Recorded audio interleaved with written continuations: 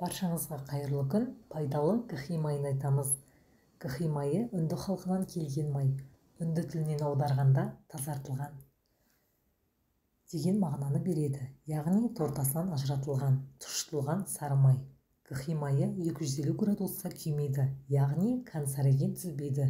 Инсулин мен холестерин деңгейін қалыпты деңгейде ұстайды. Ағзаны зиянды заттардан, токсиндерден, шлактардан тазартады.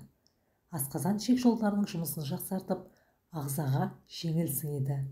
Ұзақ жылдар бойы бұзылмай сақталады. Құрамында Е, Д, А, Ф дәрумені, калий, кальций, натрий, хлор, магний, линол қышқылы, қанықпаған май қышқылы бар. Гхи майын үй жағдайында дайындау үшін қолдың сары майы қажет болады. Оны алып, ақырын отта 1 сағат қайнататын боламыз.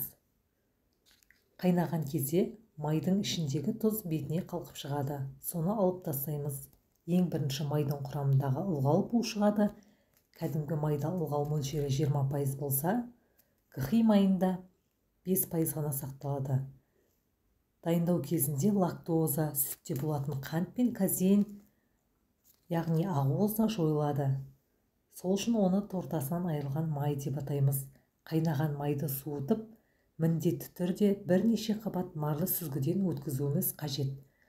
Рафинатталған май денсаулығымызға өте зиян болып келеді. Себебі құрамында май қышқылы өте аз. Ондай майлар қауіпті элементтер бөліп шығады. Соның әсерінен рак ауруларын туғызуы мүмкін. Керісінше қанықпаған қышқылды майлар, яғни рафинатталмаған майлар қауіпсіз саналады. Сонымен қоса олар қан құрамындағы тромбтардың пайда болуына жол бермейді. Майды тек бір рет қолданамыз, бірнеше рет қайталап қолданған май денсаулыққа зиян. Үй жағдайында міндетті түрде жасап көріңіздер. Келесі кездескенше сау болыңыздар.